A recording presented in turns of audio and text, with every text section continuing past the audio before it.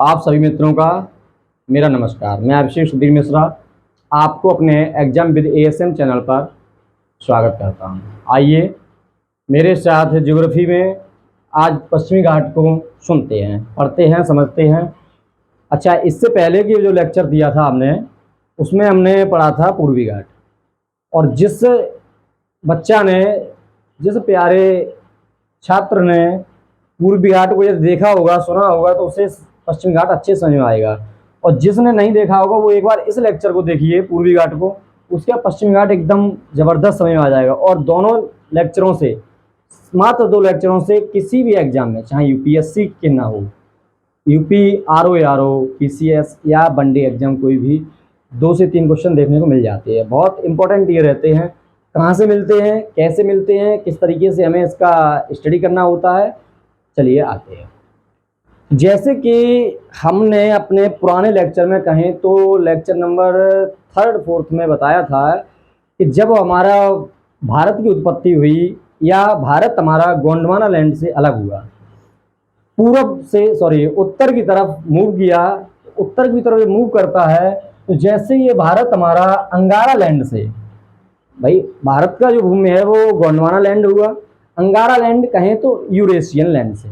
Eurasian land से जैसे ही टकराता है तो होता क्या है, मान लीजिए ये अफ्रीका का पार्ट है, और अफ्रीका से भारत टूट के, दक्षिणी अफ्रीका से भारत टूट कर और मूव किया नॉर्थ की साइड, कहें तो उत्तर की साइड।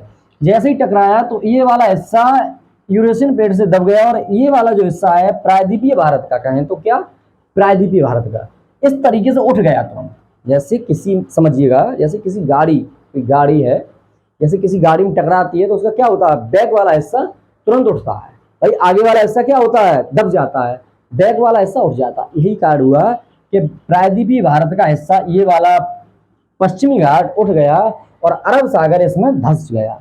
तो यही कारण है कि इसकी ऊंचाई पूर्वी घाट की अपेक्षा ज्यादा है। ये उठ गया, अरब सागर वाली जो प्लेट होती है वो इसमें धंस गई। ये जैसे ही उठा, तो बहुत अच्छे सुनिए, आराम आराम पढ़ाएंगे, थोड़ा टाइम तो लगता है मेरी क्लास में, लेकिन कुछ आपके ही भाई बंधु बताते हैं कि सर क्लास एकदम मस्त चलती है, और आपकी कमेंट नहीं आती इस तरीके से, सच कहें दिल खुश हो जाता है, 2-3 बार देखते हैं तो ये काफ़ी उठ जाती है, काफ़ी ऊंचाई हो जाती है। यहाँ थोड़ा समतल एरिया भी होती है, और जैसे ये उठ जाती है तो इसकी अपेक्षा, अब बात आती है, क्वेश्चन आता है कि पश्चिमी घाट, कभी कभी क्या होता है, कॉन्सेप्ट में क्वेश्चन आ जाता है, पश्चिमी घाट की अपेक्षा पूर्वी घाट ऊंचाई में कम है या ज़्यादा है। तो ऊंचाई में पूर्वी घाट कम है, चौड़ाई में ज़्यादा है, मतलब विस्तृत है, और ये ऊंचाई में ज़्यादा है। अब सुनते हैं क्या होता है आगे, तो लिखते भी हैं साथ साथ। तो लिखिए, उत्पत्ति कैसे होती है इसकी, एक एक पॉइंट समझते चलिए और लिखते चलिए, है ना। लिखेंगे, प्रायद्वीपीय भारत की प्लेट यूरेशियन प्लेट से टकराती है।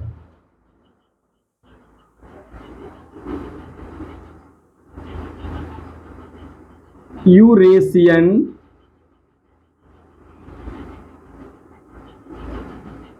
प्लेट से टकराने के कारण, क्या लिखेंगे, लिखते चलिए क्योंकि रिवीजन करने में आराम रहेगा आपको। यूरेशियन प्लेट से टकराने के कारण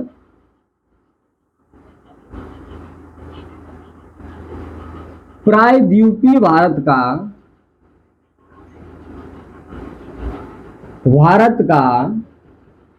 पश्चिमी घाट, या कहेंगे पश्चिमी सिरा।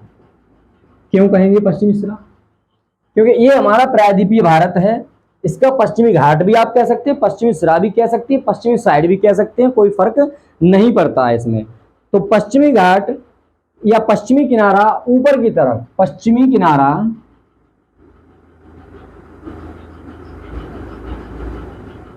ऊपर की तरफ,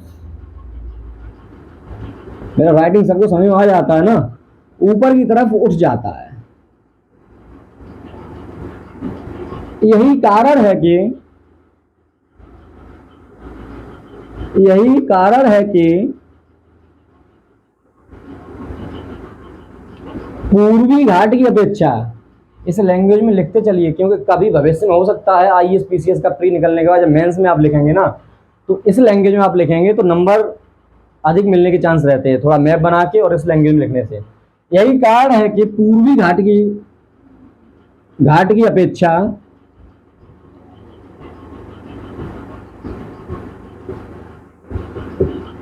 पश्चिमी घाट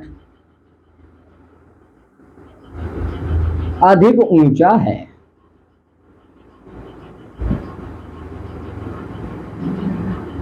यहां से आपका कॉन्सेप्ट का भी क्वेश्चन हुआ और फैक्ट का भी हुआ, नोट कर लिया होगा आपने।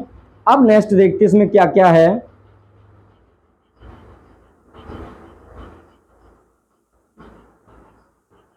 इसे किनारा न कह के कंगार भी कहेंगे, कंगार है ना। और देखिए ये हमने आपको बताया था कि ये बलित पर्वत है, कैसा बताया था, बलित पर्वत है, लेकिन ठीक उल्टा, दोनों चीजें विपरीत आ रही हैं। ये ब्लॉक माउंटेन है, लिखिए पश्चिमी घाट, यहीं पे लिख लेते हैं, यह है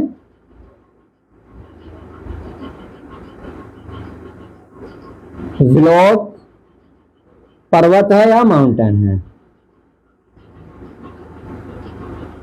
अब देखिए, अब आया बात समझने वाली, ठीक है, ये तो है थी हल्की फुल्की, लेकिन अब और समझ में आया क्वेश्चन कैसे आता है।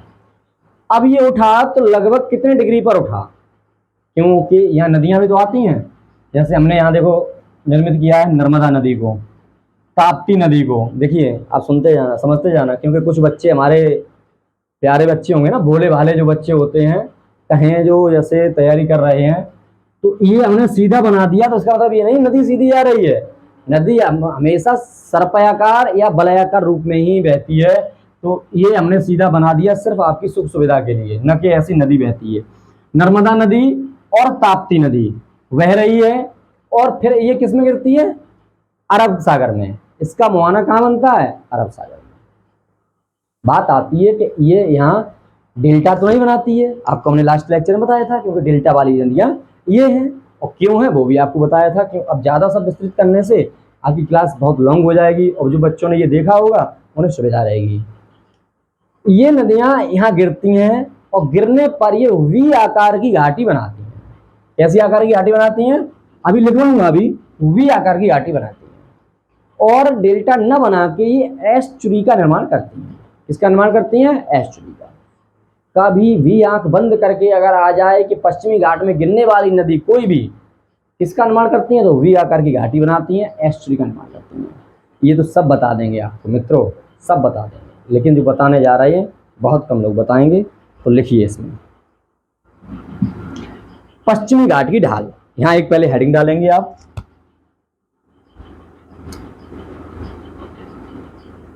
पश्चिमी घाट की ढाल, पश्चिमी घाट, यहां लिखेंगे आप ढाल,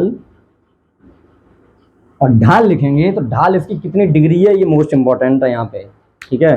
क्यों बनाते हैं वी आकार, कोई रीजन तो होगा ना। तो यहाँ है 45 डिग्री।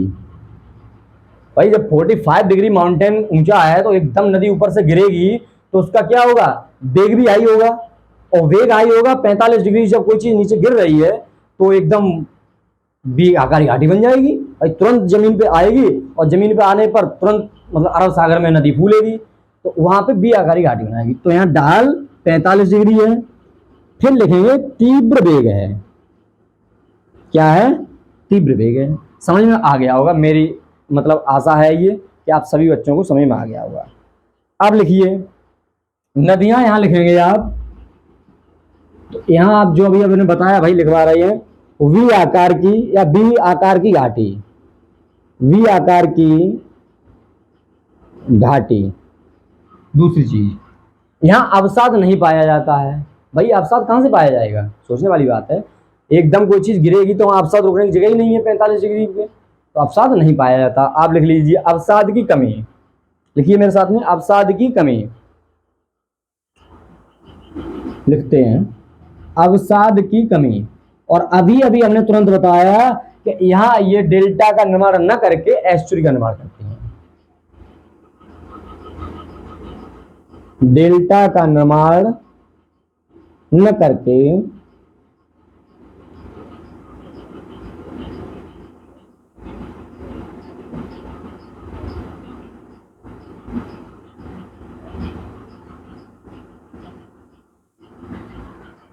एक बार फिर समझिए, यूरेशियन प्लेट से टकराने पर प्रायद्वीपीय भारत पश्चिमी किनारा ऊपर की तरफ उठ जाता है। यही कारण है कि पूर्वी घाटी की अपेक्षा पश्चिमी घाट अधिक ऊंचा होता है। यह ब्लॉक पर्वत है, ये बलन पर्वत था या बलित पर्वत था। पश्चिमी घाट की ढाल 45 डिग्री तीव्र वेग होने के कारण ये नदियां वी आकार की घाटी बनाती हैं। अवसाद की कमी रहती है, डेल्टा का निर्माण न करके एस्चुरी का निर्माण करती हैं। आप इसका स्क्रीनशॉट भी ले सकते हैं, और अगर किसी ने लिख लिया होगा तो बहुत बहुत अच्छा।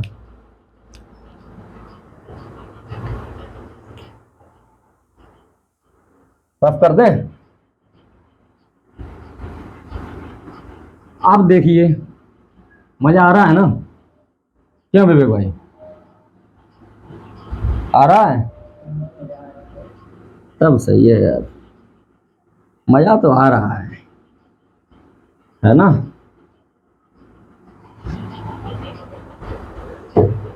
अब बताइए, कोई घाट है, कोई पर्वत है, ये पर्वत ही तो है, ये पर्वत श्रृंखला मान के चलते है। ये सतत है, ये असतत था, यहाँ कटा फिटा ज़्यादा नहीं है, ये हमने कल का लेक्चर दिया था। दूसरी चीज़, जब पर्वत है, श्रृंखला है, तो इस पर कोई पर्वत शिखर भी होगा, तो हेडिंग डालिए पर्वत शिखर। और सब चीज़ हम ना लिखेंगे, लेकिन आप लोग भी लिखिएगा। तो इसमें आप क्या लिखेंगे वो सुनिए, पर्वत शिखर या सर्वोच्च शिखर या पश्चिमी घाट के शिखर, कुछ भी हेडिंग कर लीजिए।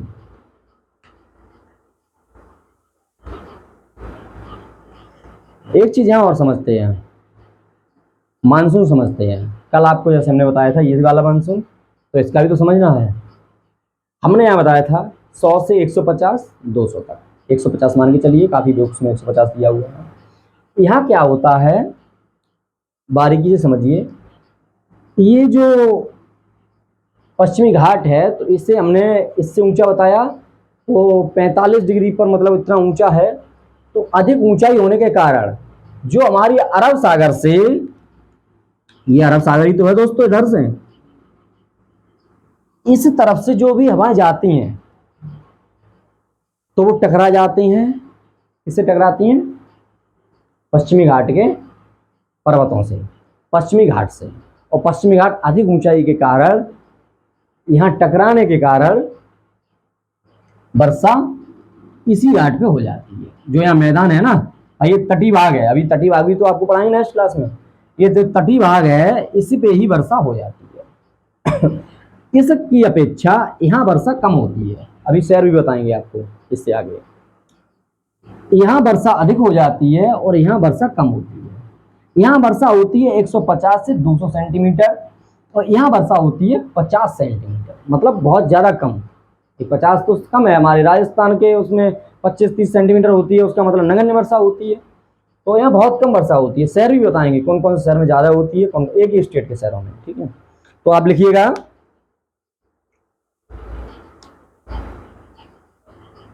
अब देखिए गोवा कहाँ पे है?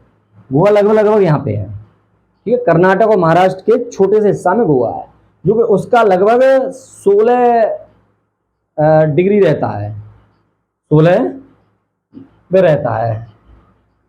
अब गोवा से ये वाला भाग आपका कौन सा होता है? नॉर्थ भाग, मतलब कहें तो उत्तर का भाग, जैसे गुजरात वाला और महाराष्ट्र वाला। गोवा से ये वाला भाग होता है दक्षिण का भाग, साउथ का भाग, जिसमें आपका केरल भी आता है और कर्नाटक भी आता है। बात आएंगे कि यहाँ कौन से पहाड़ हैं, यहाँ कौन से पहाड़ हैं। गोवा से नॉर्थ की तरफ जब हम चलेंगे, तो नॉर्थ में जो भी है वो आ जाते हैं, बेसाल्ट श्रृंखला पाई जाती है गोवा से नॉर्थ में। ऐसी तरीके से लिखते चलें जैसे हम लिख रहे हैं, शॉर्ट में भी कुछ कुछ पॉइंट लिख लें। तो पश्चिमी घाट लिखेंगे यहाँ पे, पश्चिमी घाट,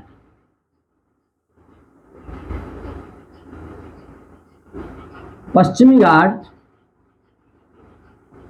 के उत्तर या गोवा के उत्तर में, ठीक है, उत्तर में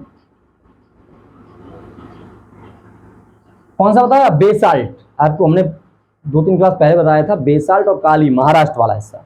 महाराष्ट्र में अधिकतर काली मिट्टी पाई जाती है और वो बेसाल्ट चट्टानें हैं। में बेसाल्ट चट्टानें, बेसाल्ट चट्टान लावा वाली तो होती हैं। बेसाल्ट चट्टानों में क्या हुआ, समझ नहीं आ रहा क्या? आ रहा है ना? अब सही है। चट्टानों में काली मिट्टी की अधिकता है, काली मिट्टी की अधिकता है।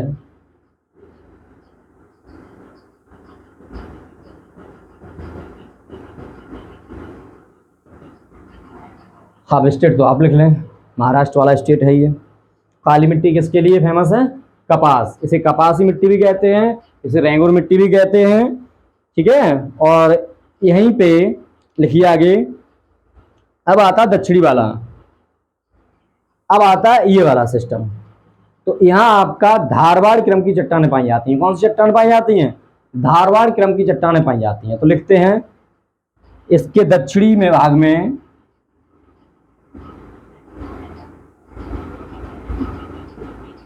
दक्षिणी भाग में धारवाड़ चट्टानों से निर्मित हैं, पाई जाती हैं।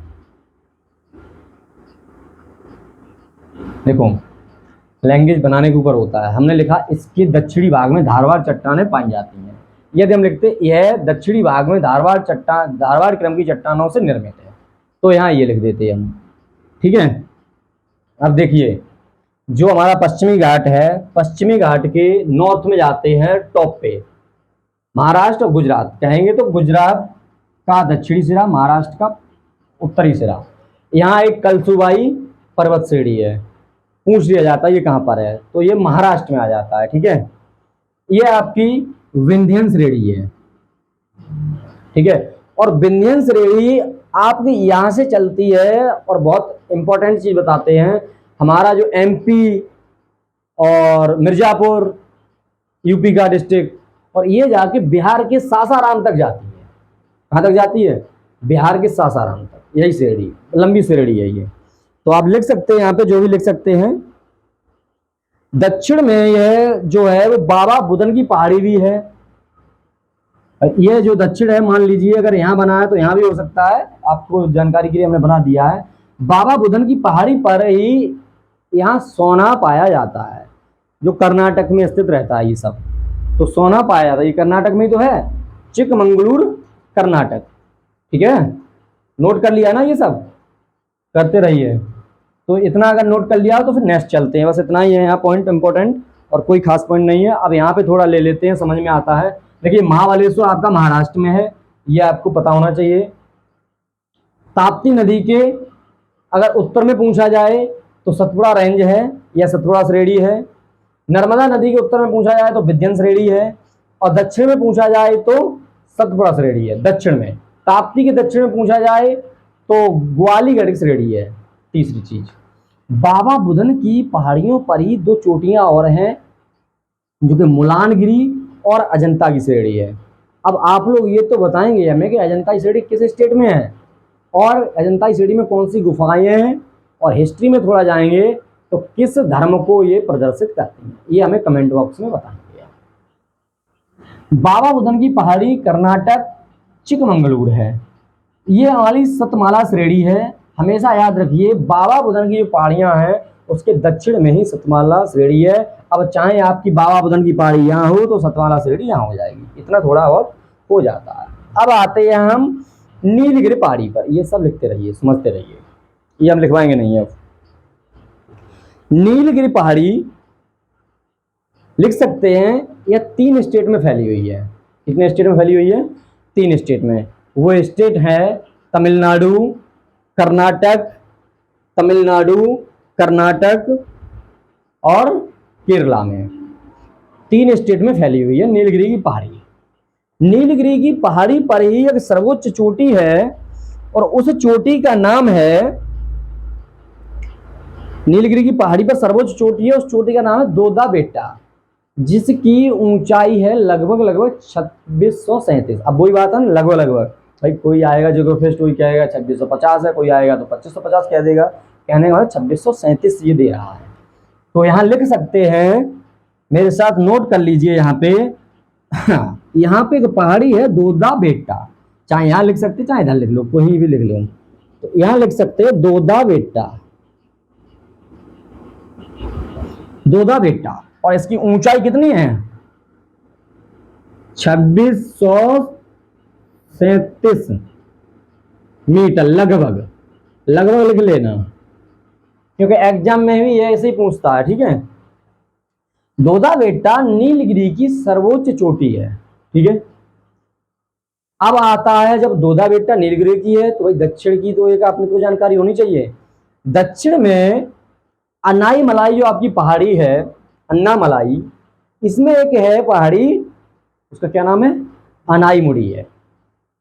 इस पहाड़ी में देखो सुनिए, ये है नीलगिरी जो कि आपकी कर्नाटक, केरल और तमिलनाडु में है।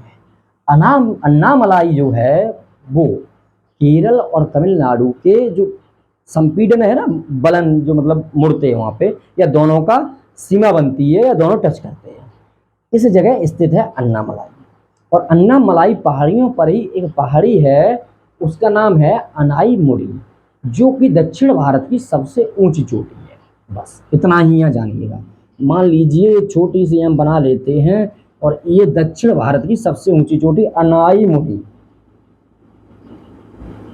लिख लीजिए मेरे साथ, अनाईमुड़ी दक्षिण भारत की। यहां नहीं अगर दिख रहा हो तो मैं बोल रहा हूं, अन्नामलाई पहाड़ियों पर अनाईमुड़ी श्रेणी सर्वोच्च शिखर है, जो कि दक्षिण भारत की, देखो, जो कि दक्षिण भारत की सर्वोच्च शिखर है या सर्वोच्च चोटी है, जिसकी लंबाई या जिसकी ऊंचाई 2675 है। 2675 भी होगा, किसी किसी में 2695 भी होगा, तो आप इसमें कुछ भी लिख सकते हैं। 2695 बेटर रहेगा, तो 2695 लिख लें लगभग में। अनाईमुड़ी की ऊंचाई 95 है, दोदा बेटा 2637 है या 2626 है। ये यहाँ क्लियर हुआ। अब देखो क्वेश्चन ऐसे भी आ जाता है आपके एग्जाम में कि कार्डामम के पूर्वी में कौन सी पहाड़ी है, तो पालनी की पहाड़ी है। अन्नामलाई जो है वो कार्डामम और पालनी के उत्तर में है। ठीक है, ये यहां समझ में अगर आया हो तो एक लाइक जरूर करके जाना ना, बहुत मजा आता है लाइक देखते और आपकी कमेंट देखने में। जितना मजा ना आता है इतना समझो जीवन के क्या पूरा दिन के किसी भी चीज में मजा नहीं आता है ना। तो अब चलो नेक्स्ट चीजें और इसमें लिखते हैं। थोड़ा सा हम पढ़ेंगे पश्चिमी घाट के दर्रे के बारे में। जब इतना सा पढ़ लिया तो दर्रा भी पढ़ लेते हैं। 3-4 दर्रा हैं और मोस्ट इंपॉर्टेंट हैं। अब उसी में आपको बता देंगे शहर कौन से हैं तटीय में, यहाँ कौन से हैं जो कि आपकी मानसून का बात चल रहा था तो रफ करते हैं ना, ये रफ करते हैं, ये बना रहता है आपका।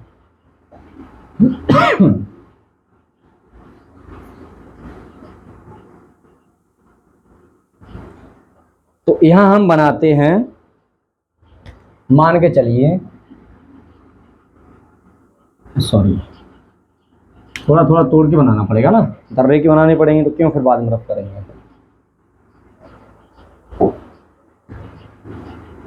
पश्चिमी घाट बनाते हैं यहाँ पे। ओके, ये हो गया पश्चिमी घाट आपका। यहाँ पे दर्रा है, एक दर्रा आपका ये हो जाएगा, एक दर्रा आपका ये हो जाएगा, एक दर्रा ये हो जाएगा। दर्रे को इंग्लिश में कहते हैं पासेज, दर्रा कह लें या पासेज कह लें। अब नाम फिट करिए तो लिखिए मेरे साथ में, वाल घाट, घोर घाट, ये हो जाएगा बाल घाट। कौन सा हो जाएगा? बालघाट। काफी स्टूडेंट इसमें कंफ्यूज होंगे, ये बालाघाट श्रेणी है, ठीक है, और ये बालघाट है, और ये क्या है? घोड़घाट। मित्रों मजा आ रहा है ना? आ रहा है ना? तो शेयर भी कर दिया करिए, ठीक है, क्योंकि ये सब मेरी प्रोटीन होती है, मेरी एनर्जी होती है, हाँ? तो लिखिए घोड़घाट, और ये फिर है पालघाट। अच्छा एक चीज और है, क्वेश्चन मेरी हर पॉइंट पे क्वेश्चन मिलेगा, क्रम से लिखने के लिए आ जाता है कभी कभी, तो अच्छे खासे एग्जाम में ये इधर उधर से दे दिए जाएंगे, और उसमें ऑप्शन में दे दिया जाएगा कि उत्तर से दक्षिण की तरफ क्रम लगाइए, तो बालघाट, घोड़घाट और पालघाट। और ये कौन सा है बताइए? ये तो सबको याद होते हैं, ये तो हमने आपको जब हिमालय के दर्रे पढ़ाए थे ना, तब याद हो, उसमें भी ये पढ़ाए थे तीनों दर्रे, लेकिन जो चौथा दर्रा वो शायद हमने भी नहीं पढ़ाया था, वो इसमें बताने जा रहे हैं, और इसी में पढ़ा भी जाता है वो, तो वो है सैनकोट्टा दर्रा।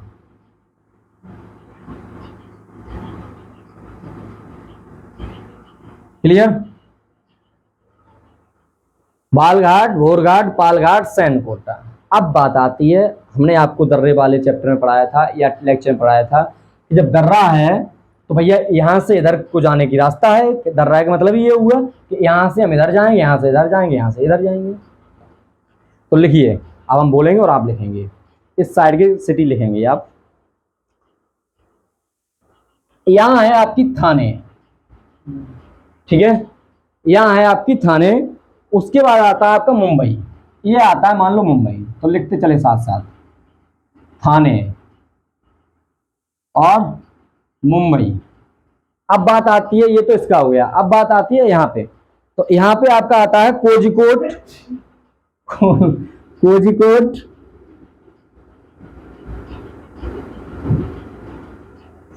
और एक है कोची, मालूम है ना?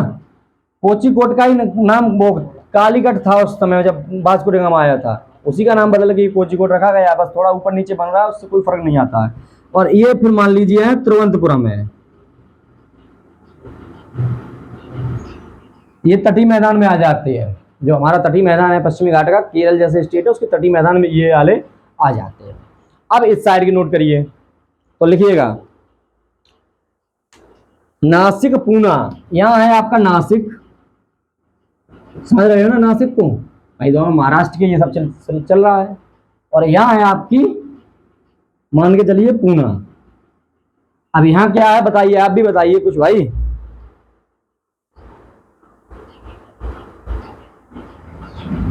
क्या है यहाँ पे, बताएगा कोई? कोयम्बटूर, क्या है? कोयम्बटूर। और यहाँ क्या है? मदुरई। स्टूडेंट पता मेरे क्या कहते हैं, ये ऑनलाइन वाले यूट्यूब वाले कहते हैं सर आपकी क्लास सारी मस्त होती है, मजा आ जाता है। अब मजा क्यों ना आ जाए, अगर हम छोड़ते तो इतना पढ़ा के छोड़ देते यहाँ पे, भाई ये पढ़ाने की तो जरूरत ही नहीं थी। लेकिन मित्रों जरूरी है थोड़ा डीप में जाना।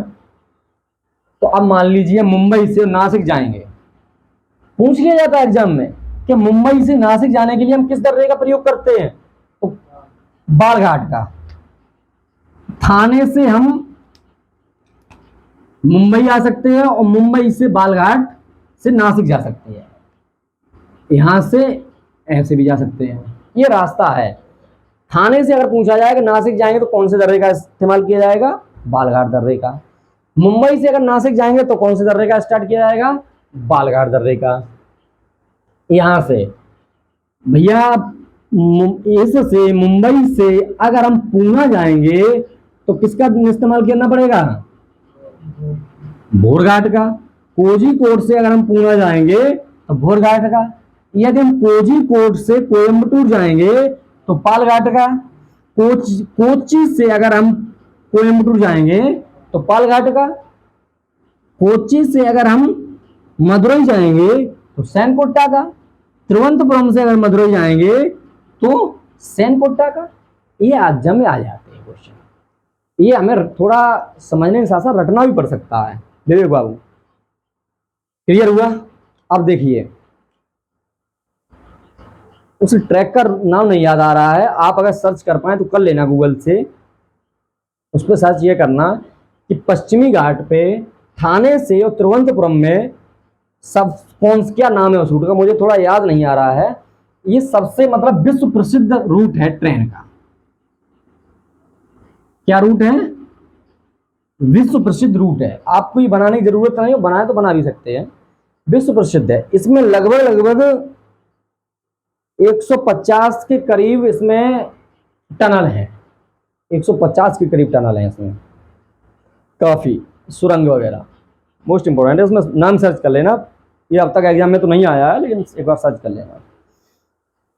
तो आपके साथ आज हमने डिस्कस किया पश्चिमी घाट को, अच्छे से डिस्कस हुआ। ये वाला पश्चिमी घाट के दर्रे भी डिस्कस हुए, दक्षिण की चोटी भी डिस्कस हुई।